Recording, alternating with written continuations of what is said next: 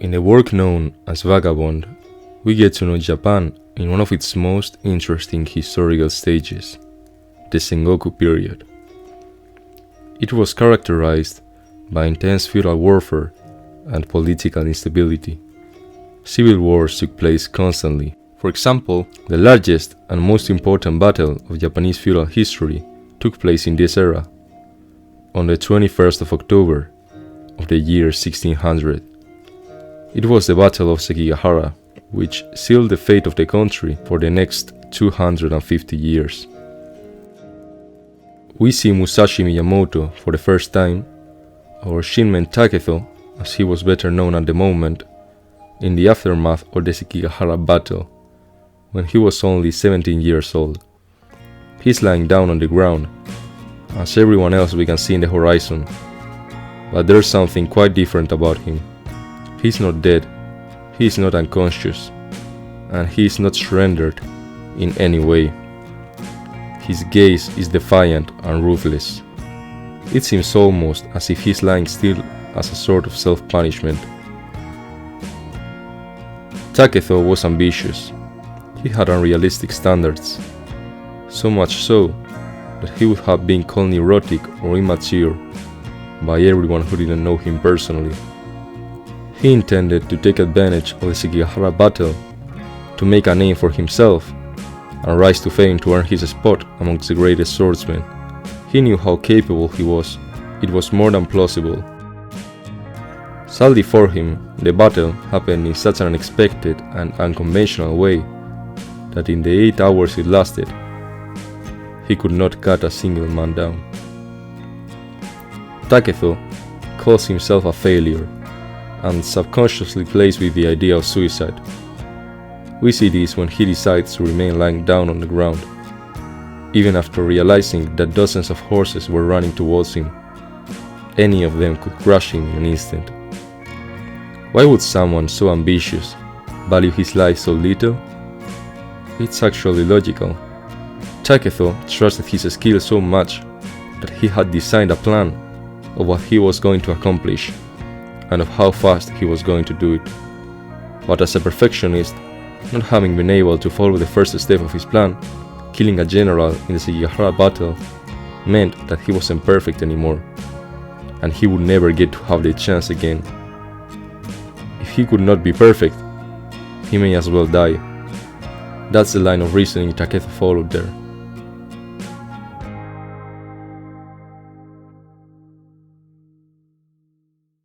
Matahachi Honi then, Taketo's childhood friend who accompanied him to war, is in the same situation as him. But although both men are regretting their actions, there is a clear difference. Matahachi blames himself for having been a fool and thinking that he could have made a name in the battlefield. He has discerned how that was an infantile and impossible desire. Forgive me, mother. I left Sakushu to make a name for myself, but it all came to nothing. Forgive me. Otsu. Taketo, on the other hand, does not feel guilty for having thought he could have made a name for himself, but for not having made one. He still believes he was capable enough. This sets a colossal schism between the two friends of Miyamoto village. Once the refugee hunters came, their attitudes towards life changed radically. Matahachi, feeling weak, tired and helpless, accepted his death. Taketo, on the contrary, quickly got over his frustration and took the threat as a new opportunity to gain recognition as a fighter. Even though it may not seem like it at this stage of the story, Taketo is a highly introspective person, pondering for long periods of time about himself and his relationship with the world. And this can be tied with why he is so drawn to fighting. One of the reasons he loves battling so much is that it grounds his mind and makes him loop out of his overthinking. Fighting makes him think in a simple way. You are gonna try to kill me. I'm gonna kill you. He's been doing supposedly unbelievable things since he was a kid, so he finds no difficulty in believing in himself. It's easy for him to beat opponents through the use of his divergent thinking and his inhuman strength. He fights the refugee hunters in ways they did not expect, headbutting them, using a stick as a sword, or throwing them boulders. Defeating the samurai makes him believe in his strength once again, deciding that it is still not too late. He can still find a way that will lead him to his goal. No way I'm gonna die. I'm Shinmen Takehiko. One of the main reasons why he was rejected as a kid was his father. He still has a long way to go, but he now embraces rejection, taking pride in the family name of a father who never loved him, but who nevertheless was stronger than any of the Miyamoto villagers who shunned him. Now he values strength more than any other quality. No way I'm gonna die. I'm only in Matahachi. Matahachi snapped out of his despair after seeing Takehiko again. He still believes everything he had previously said to himself, but his admiration for Takehiko is an even bigger force. He's more impulsed by the desire of avoiding humiliation than by the one of self-preservation. Takehiko was in the same condition as him, yet he fought the refugee hunters. Matahachi could not take any other decision than to follow him. He does not want to be anything less, at least at this moment in time. The spark that made him want to go to war was ignited again. They arrive at a field full of lifeless bodies. They quickly realize something is wrong about the place, but despite their sudden glimpse of motivation, they are too tired to keep going, and they fall to the floor, unconscious. The next thing we see is the face of a mysterious woman, putting on her makeup. She gets closer to Takehiko as he wakes up, looking at him with a penetrating gaze. While Matahachi was already drunk and wanted to enjoy the company of the two ladies, Takehiko, realizing they were already healed, told his friend they should leave immediately. In this concrete instance, he really wants to part. But that does not mean he does not usually present a tendency to avoid human relationships with everyone he does not already know well. His trauma has scarred him profoundly. Takehiko enjoys contact with other people as long as it does not involve him opening up. He finds other humans interesting only when he can hide himself in the interior of his shell. This shell I'm referring to is his persona. The word persona was originally used to refer to a theatrical mask worn by actors to depict their roles.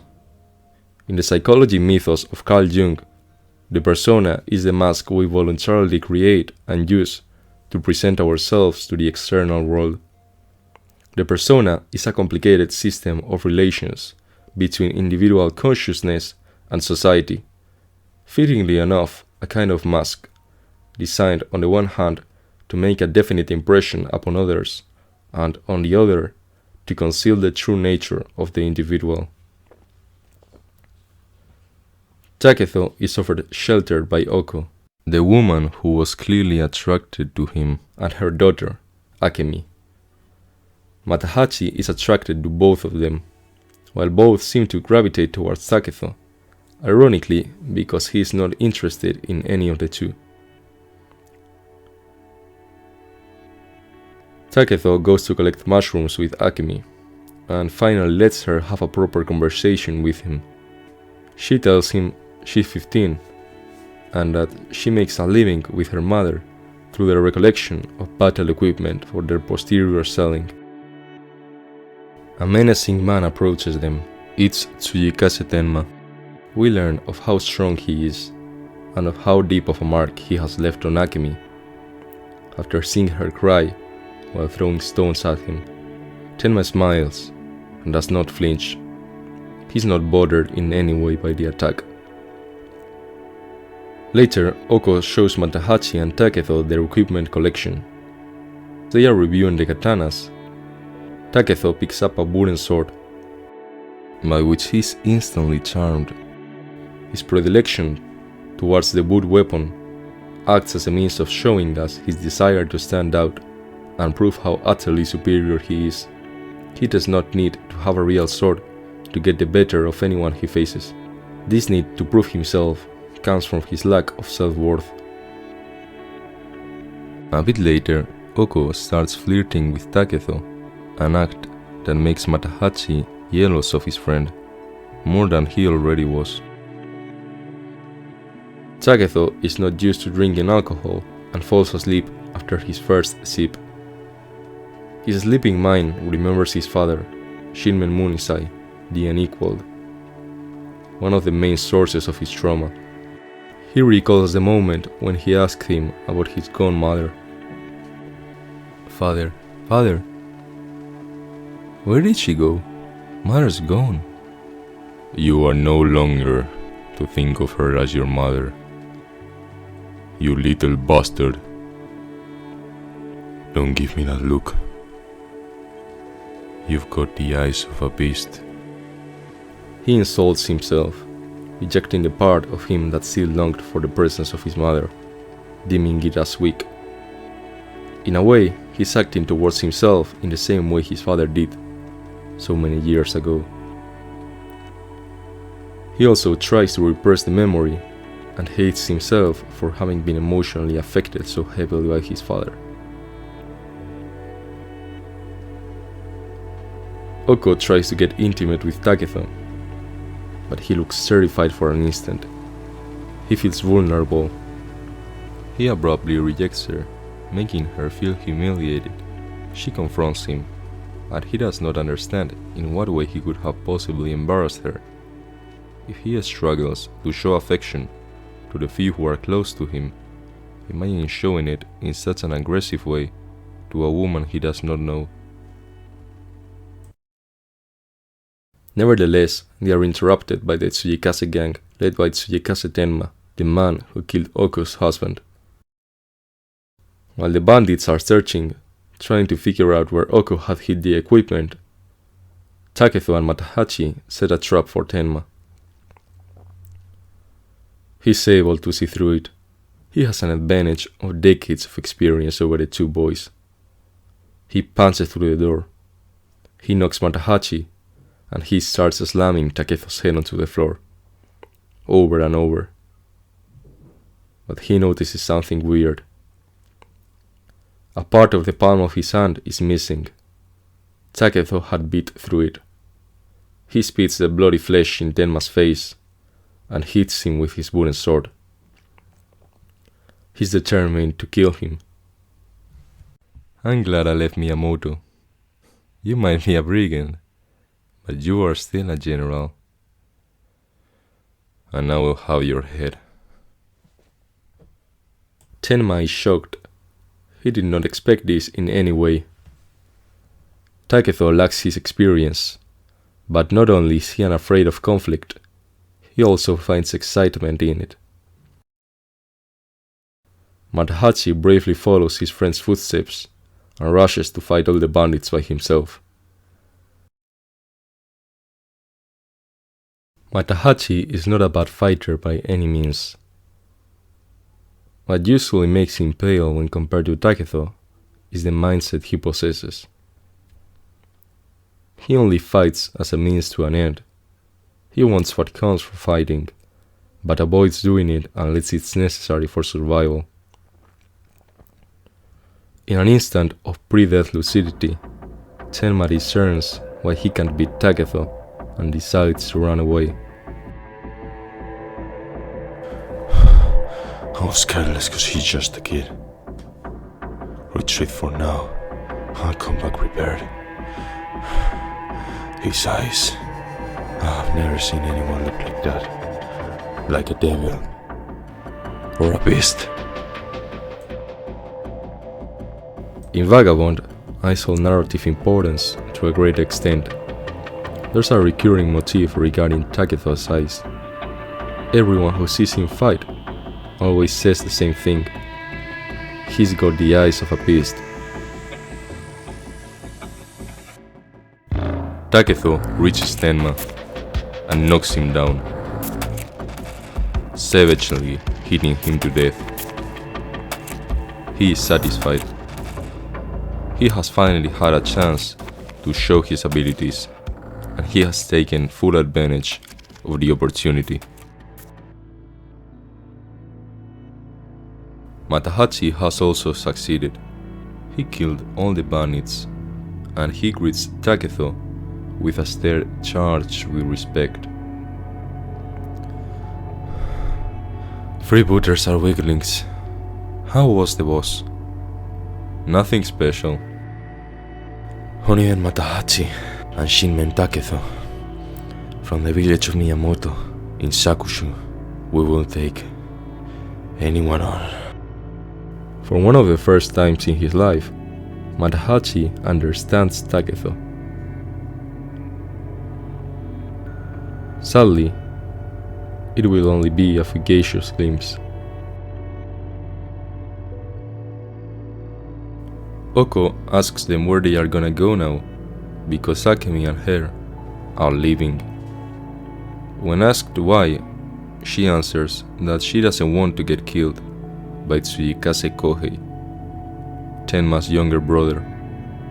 He will be a recurring character, and this brief mention already tells us he's someone vengeful.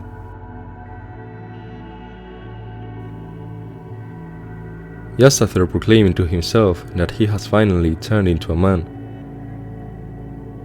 Matahachi feels confident enough to seduce Oko in the night after the attack. But a problem arises when she asks in the dark which one of the two he is. He starts to get paranoid. Which one? Does she mean Taketho or me? Does that mean she wants one instead of the other? Is that it? He decides to reject his identity. It's me, Taketho. Matahachi is haunted by his low self-esteem. He holds Taketho on a pedestal. He is his golden standard. Oko finds his lie interesting. It does reveal things about him, but she just decides to follow along, letting herself get carried away. She feels too lonely to care. You are a bad boy. I thought you had a fiancé. On the next morning, Matahachi feels guilty, but manages to recover his composure and starts being confident again. Let's go home. Back to Miyamoto. I miss Sotsu. Yeah. You should go. What? You're not going home? Don't tell me you're going with Oko and Akemi.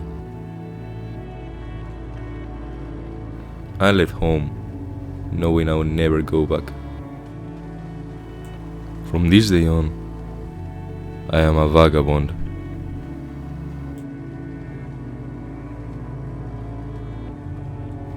Taketho wants to go through a warrior pilgrimage. It's the best way for him to get stronger and fight the mightiest swordsman. But there is also another reason why he did not even question whether he would go back or not. Instead of comfort and warmth like Matahachi, he associates Miyamoto with his lower self, with the root of his suffering. Any place is an improvement from that. Unfortunately, the Tsuyikase gang is back. They seek retribution for the deaths of their leader and 4 of their men. and now they have brought more than 5 people. Takehiko rushes to fight them, but he does not have his usual wooden sword. He left it inside. He is gonna kill them with a stick he found on his way back to the cabin.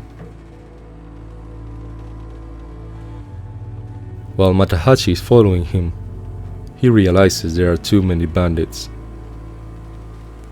And he does not have his sword neither.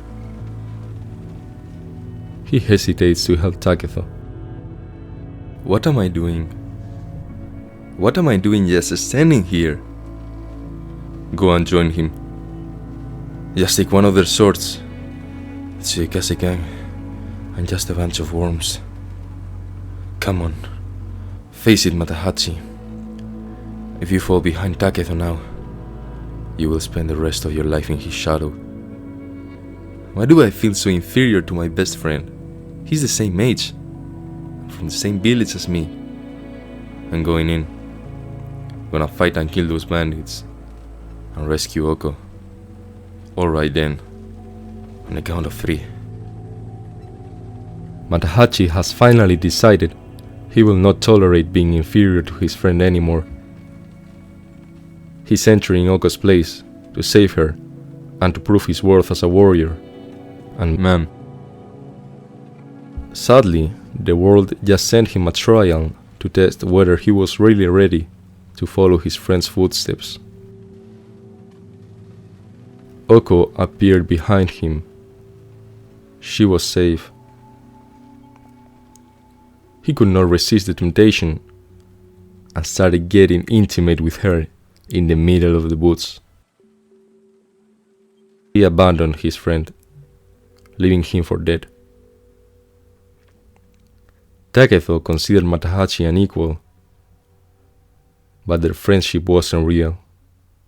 Matahachi ended up failing him because he didn't view Takehiko as his friend, even though he may have said so to himself. That's the true tragedy of Matahachi Honiden. Meanwhile, Takehiko is still fighting the Tsuyikase gang. Their members start to get scared.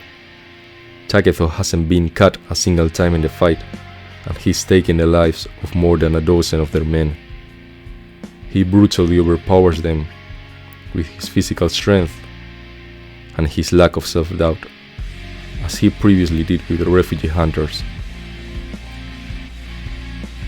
It's interesting to remark how he cut both arms of a bandit with a strike of his sword.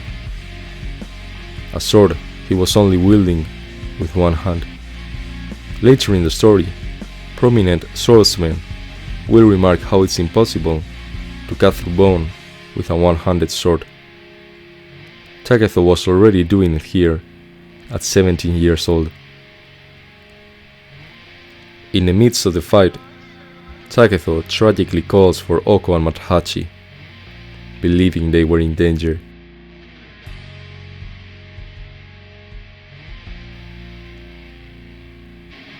After killing them all, Takehiko wonders where his friends have gone.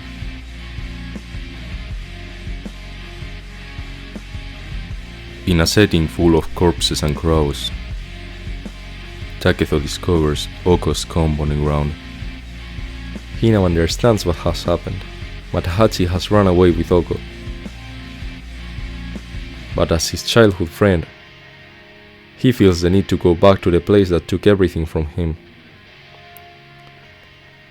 He's returning to Miyamoto village.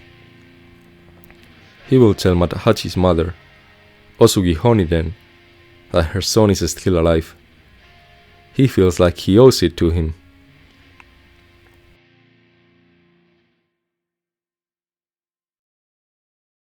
In the surroundings of Miyamoto, a little boy sees Takehiko.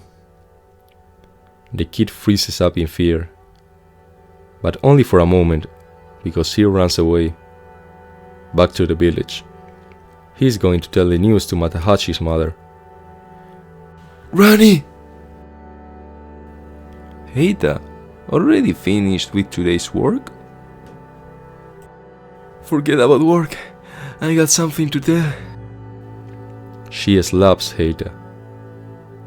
Just by this interaction, we can assume the type of person Granny Honeyden is. I ask if you are done with this work.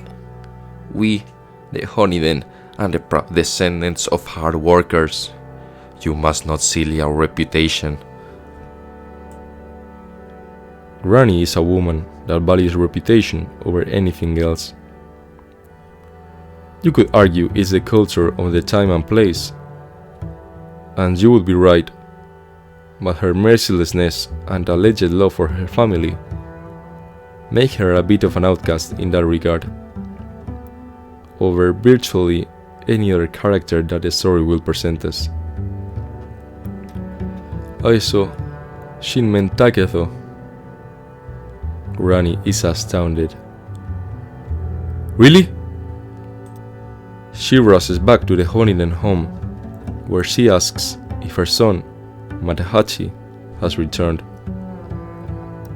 The members of the family think she's just being delirious and try to console her.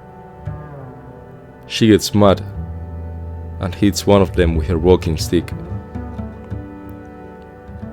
The man that was hit is visibly upset, but he can't do anything about it due to the authority she holds in the family. Shinmen Takezo, who went off to warn me Matahachi, has come home. That means my Matahachi must be back too. After comprehending her son hasn't come back, Granny goes to the Shinmen family house, where she finds several soldiers who seem to be looking for Takezo, who killed 2 men when breaking through the gates of the province border. She tells the soldiers that Takezo is even more dangerous than they think. At the age of 13, that bastard killed a full-grown man. His opponent was a seasoned martial artist, and Takezo beat him to a pulp. Takezo's wicked ways only got worse. In the end, he dragged my dear son off to war. How could he have survived, and not my Matahachi? Otsu, the childhood friend of Takezo and Matahachi, and bride of the latter, was walking through the surroundings of the village when she saw the same soldiers Granny Honeyden was talking to some moments ago.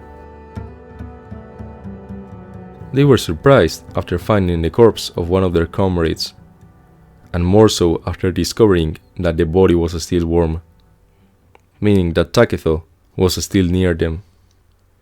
While Otsu finds this scary, she never expected that as she walked away from the soldiers, Takezo would suddenly appear in front of her, emerging from a bush with surprising suddenness.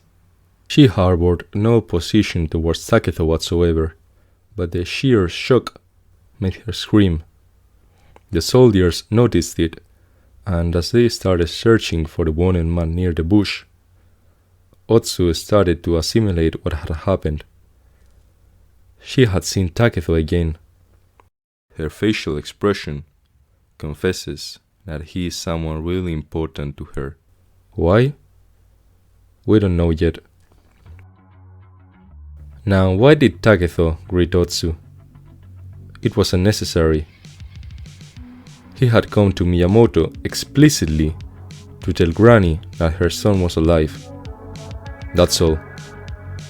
And this task was of extreme importance to him. Just as Matahachi thought of Takezo as an ideal instead of his friend, Takezo sadly idealized Matahachi as his best friend, and thus he thought it was his duty to tell his mom the news of her son. He had postponed his warrior's pilgrimage in order to complete it, and had gone to the lengths of becoming a wanted man. But why did he stop to say hi to Otsu? She could have revealed his position. It was not an intelligent decision. It wasn't an intelligent decision because it was an emotional one. Takezo had apparently completed his goal, that of killing a general, and he has recovered his confidence by proving his strength to himself numerous times fighting the bandits The problem was that his main goal, becoming invincible under the sun, is so intangible that he knows he's made no real progress towards it. He already knew he was strong enough to kill the bandits. Unlike Matahachi, he wasn't surprised after fighting and defeating them. After the disappointment that came to him after killing the bandits and being left alone by Matahachi, he is in a moment of involuntary emotional weakness. He wants to rest under the warmth of Otsu, who was one of the, by that time, only 2 persons who he categorized as trustworthy. It's no wonder you can't capture Takehiko. He was an odd child who spent most of his time in the mountains. In other words, he is a beast. He will feed on birds, rabbits, or even tree bark. Whatever it takes, he will continue to elude your men. Once a beast escapes into the mountains, he is out of human reach. Takehiko is resting in the mountain when he discovers that the villagers are also chasing him. Because the situation had become more dangerous, he stopped a villager that was walking nearby.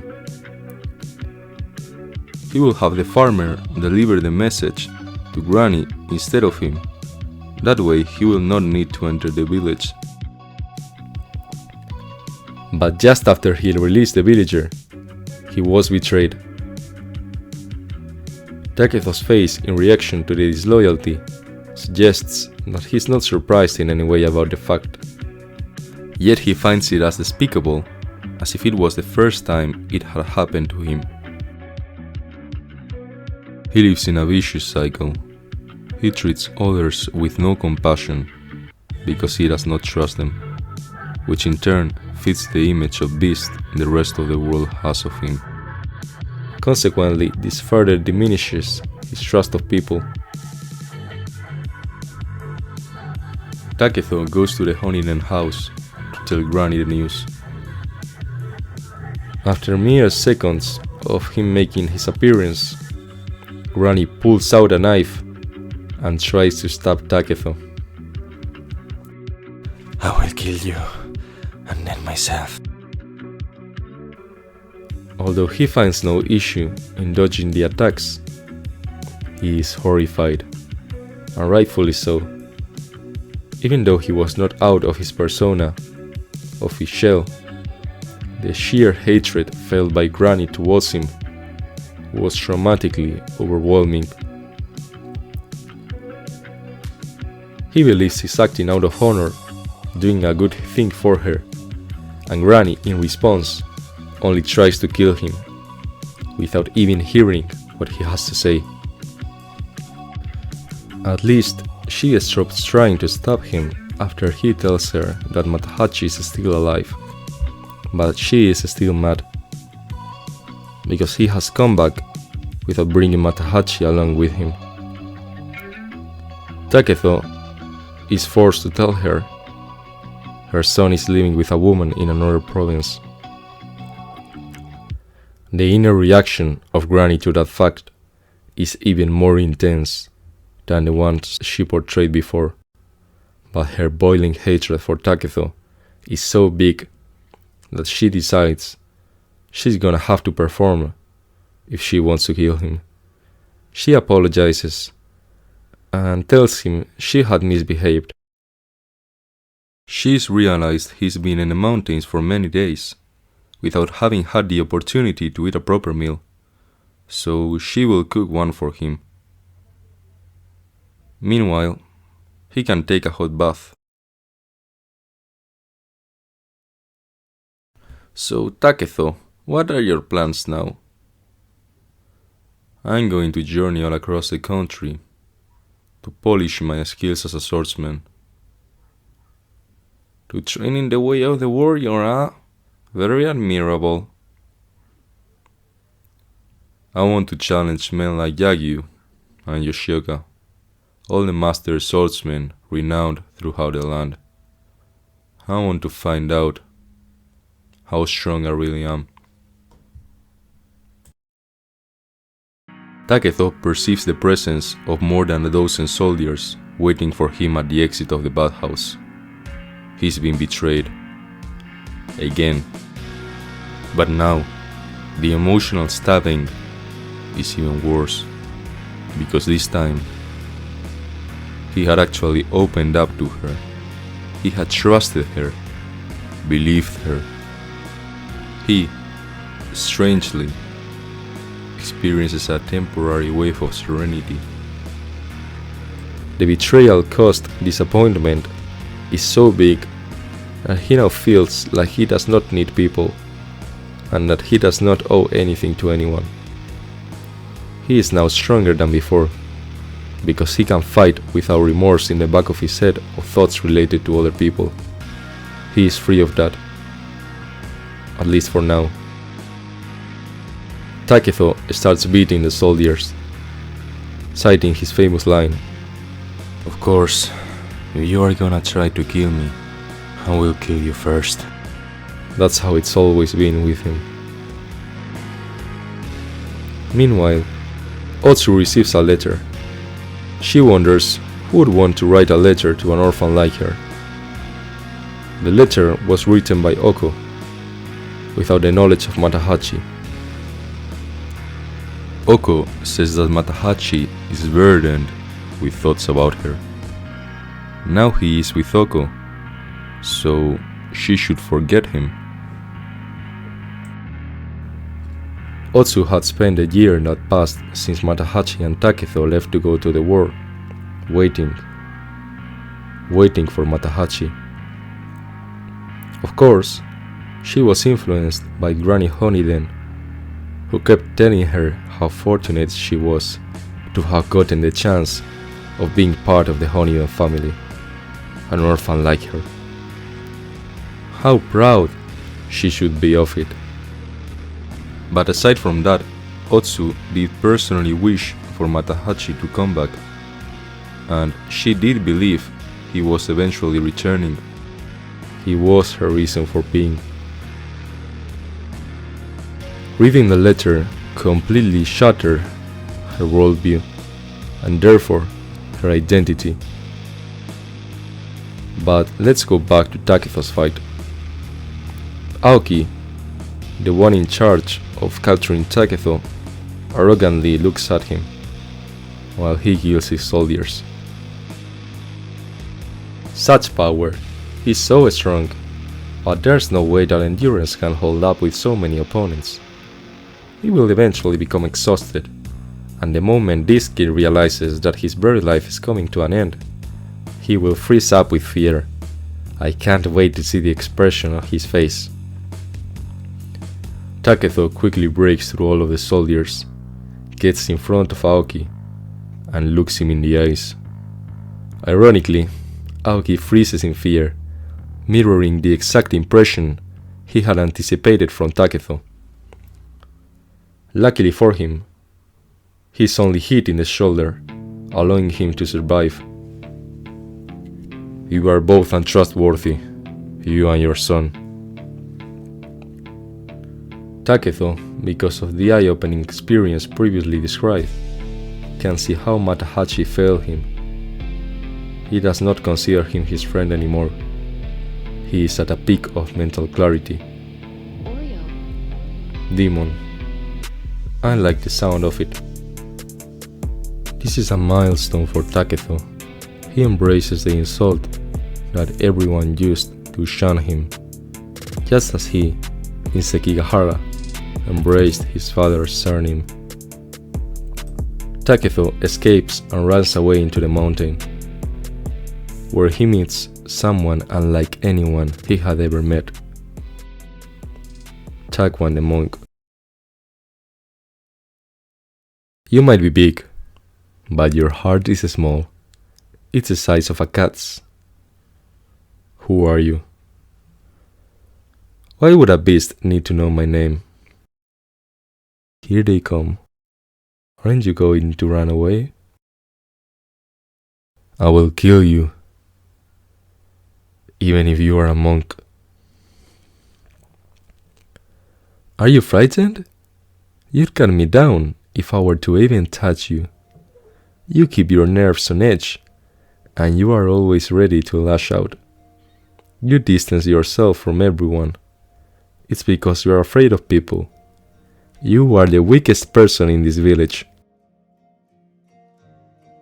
When Takwan says Taketho is the weakest person in the village, he obviously uses the words in that specific way as shock value, for Taketho was only going to understand him if he said something so unconventional that it would be impossible to ignore. He calls him weak, because, following logic, if you fear someone, that must mean you are weaker than him. Although he could kill the whole village in one night if he wanted to, Taketho is the villager of Miyamoto who is most terrified of people, due to the mental wounds that same village caused him.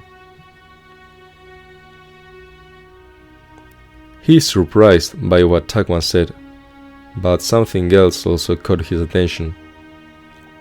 It's the first time a complete stranger has been able to see through his persona.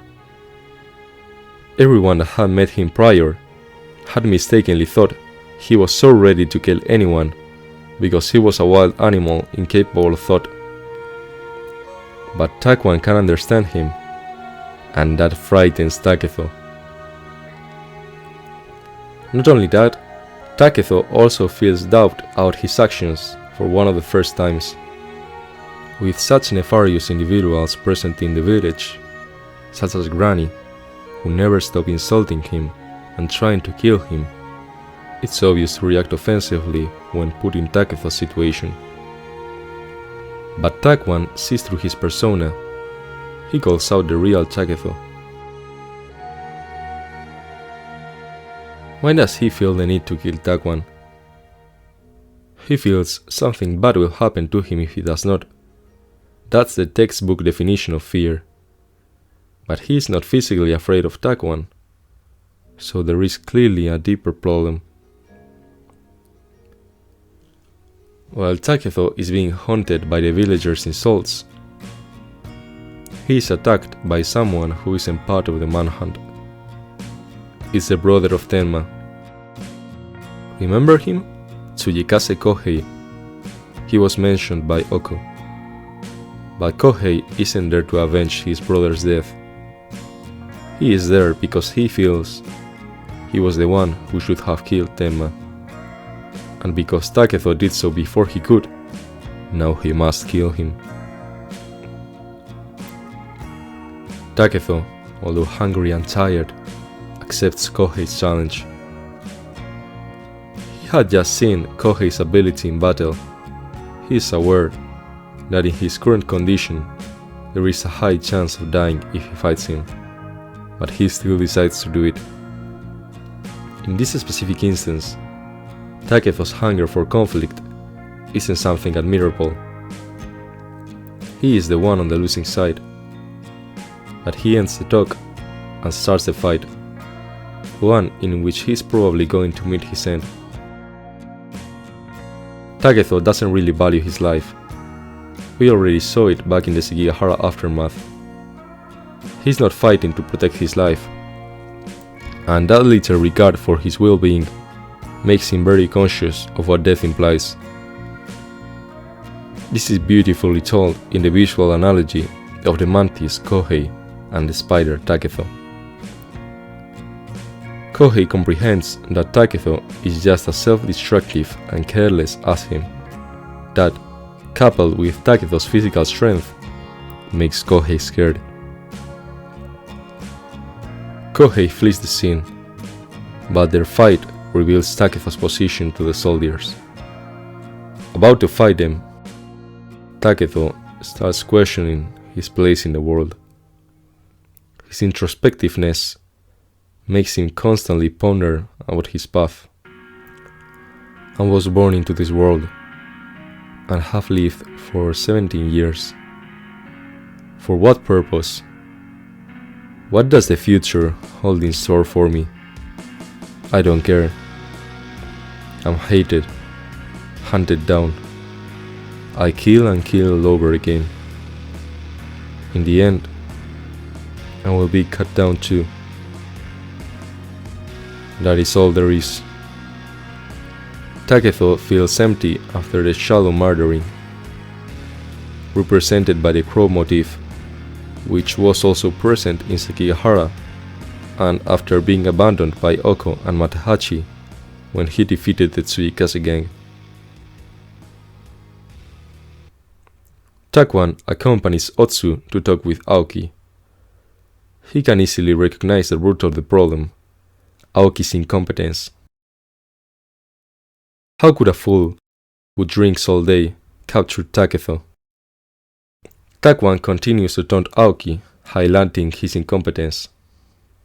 Otsu, are you afraid of Takehiko? Not at all.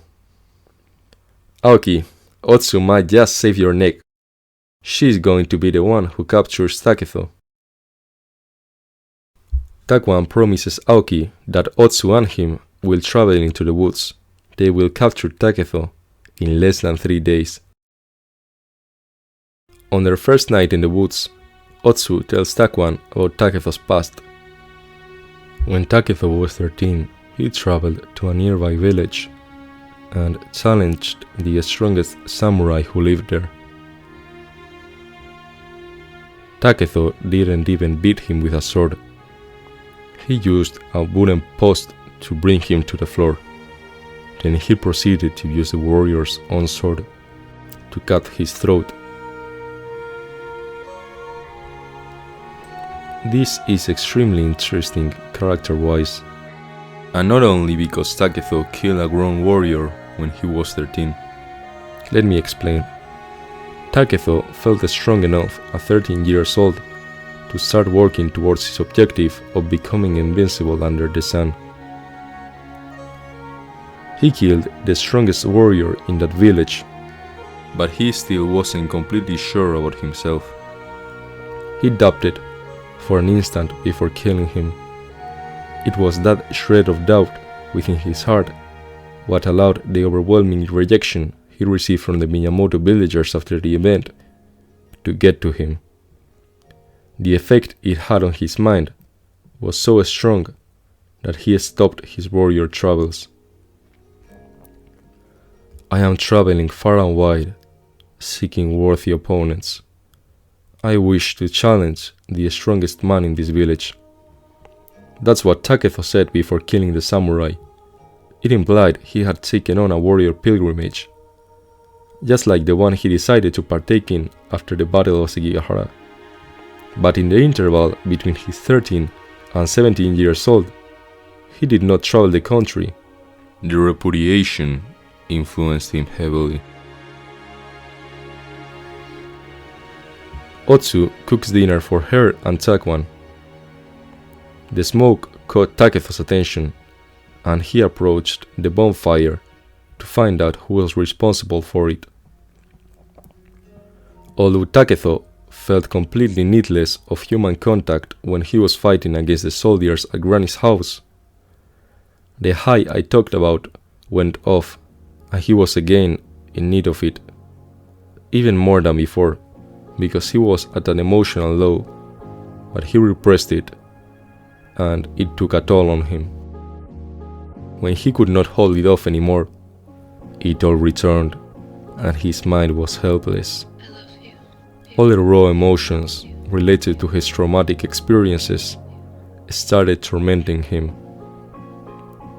At his lowest moment, at least till now, Takehiko started doubting his possession, or even the very existence of what he previously knew he had, Otsu. The only one he felt would not damage him if he was to open up to her. Otsu, are you just like the others? Otsu starts crying, asks him about Oko, and goes on to hug him.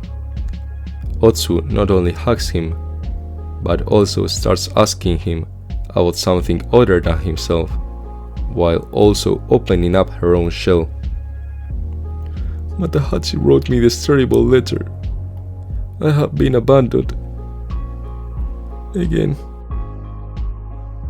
She is also traumatized, and with her honesty, she completely pierces through Takezo's persona. This is liberating for Takezo. His mind can finally rest, and when that happens, his body also rests. He falls unconscious. Takezo is captured. He is hanged by his hips in a tree. When he wakes up, he notices two crows staring at him. They can see his fate. He will be dead. Soon enough, he will be another corpse, like the ones he's generated over the years. This is also the return of the crow motif used in this arc. It is a visual representation of Takezo's feelings of hopelessness and emptiness. Why don't you kill me, you damn monk? Takezo was sure about how he would die. He would keep cutting men down until he was cut too. But he wasn't cut down. He's hanging, starving, and immobile, in the same village he hated so much. He can use the heat of battle to forget his anxieties.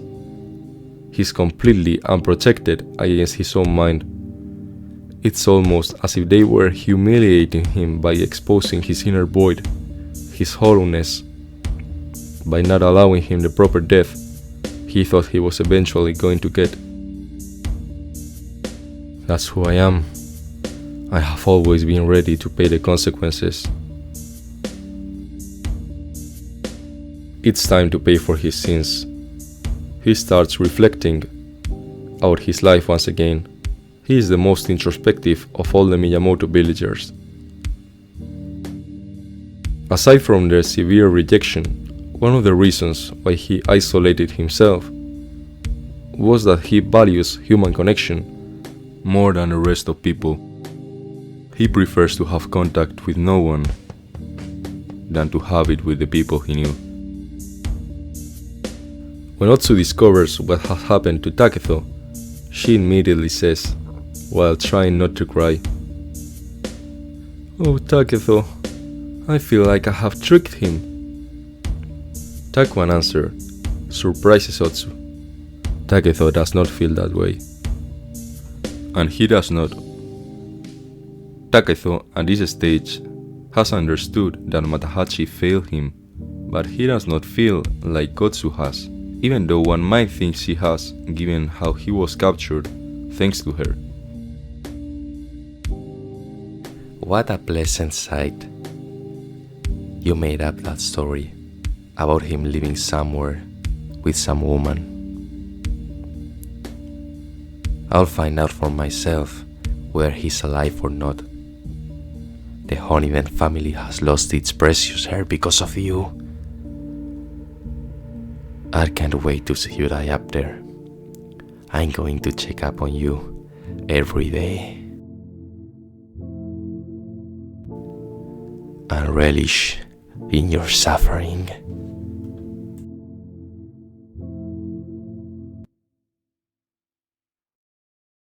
As he gets more and more overwhelmed by his thoughts, the crows surrounding him also multiply.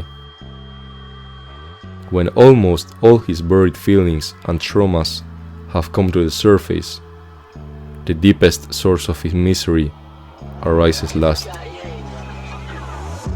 His parents. He remembers the time when he went to see his mother after his parents' separation. She lived in a nearby village. I just wanted to see her and show her how much I had grown. Takezo, you must go home to your father, answered his mother, while holding a newborn baby in her arms.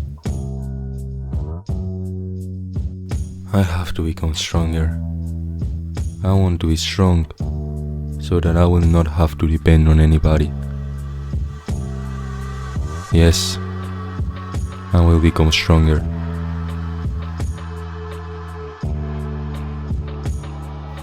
I'm going to become invincible under the sun. Rani and Takwan keep visiting him, and he keeps on insisting for Takwan to kill him, receiving no answer whatsoever from him. You must be getting tired of the view from up there, so why don't you take a good look at yourself? Takehiko doesn't find any sense to what Takwan told him. You damn monk, what is there besides darkness? Nothing. What happened with Takehiko at the mountains has also helped Otsu to see things more clearly. She refuses Granny's offer to become a member of the Honey-Dance family. She does not want to be a bride anymore because she hates Matahachi. He betrayed her.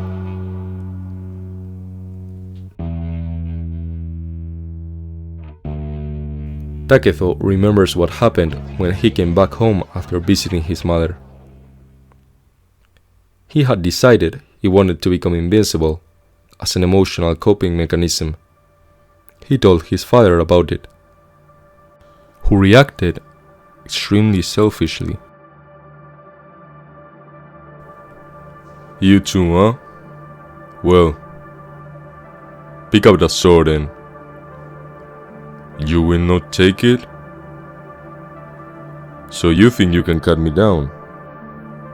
Only one man can be invincible under the sun. Draw. You carry the blood of Shinmen Munisai.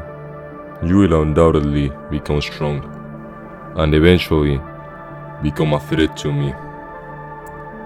Shall I just kill you now? He proceeds to draw his sword to attack Takehiko. However, it was a feint, as he only cuts his fringe. You did not even flinch.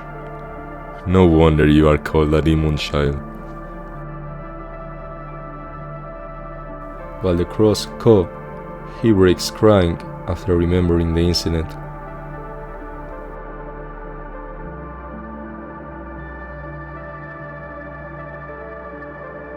Tsuyikase Kohi returns.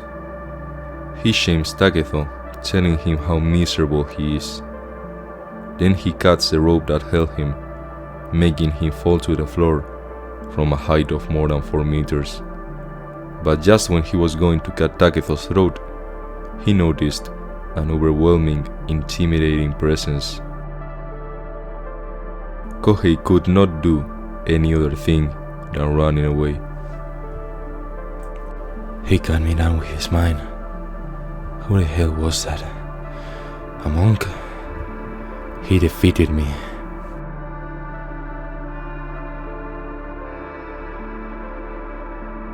It's a new day. Granny goes to see Takehiko, but she's blinded by the sunlight and shocked by the lack of crows. Both things are new. All of this signifies something's about to change. Takwan carries Takehiko's unconscious body to the mountains. He's going to let him choose where he wants to die. He leaves him on a rock where he has a view of Miyamoto village, and he's going to give him a sermon before killing him.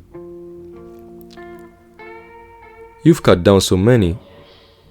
In the end, you will be cut down yourself. Is that what you want? That's right. Then you have lived your life to the fullest. Takehiko, why aren't you smiling? You should rejoice. You are going to die now. Takwan is correct. If that is indeed the life he had wished to live, he ought to be happy. He has lived it to its utmost extent. Yet he remains discontented.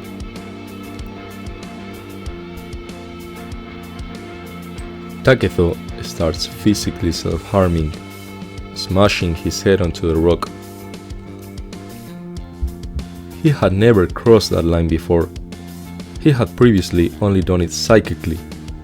Yes, he had put himself in situations he probably would have never gotten out of. But now, he's actually the one who's hurting his own body. This tells us that everything he had been negating and hiding from himself has already come to the surface. Takehiko is at his breaking point. Why? Why was I born, if only to be abandoned and shunned, to be feared, hated, and despised by all? Kill me. Let me die. I am the son of a demon, and I deserve to die. Why was I even born?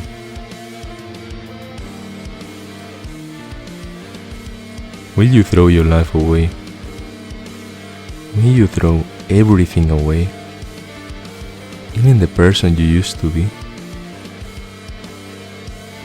Takwan discerns that the present manifestation of Takehiko is merely his persona. He is aware that deep within, Takehiko does not desire to end his former young self.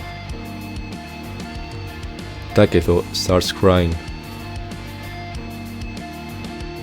Is it true, Takwan? Do I really deserve to live? As he's at his breaking point, anything that happens to him now will be of crucial importance.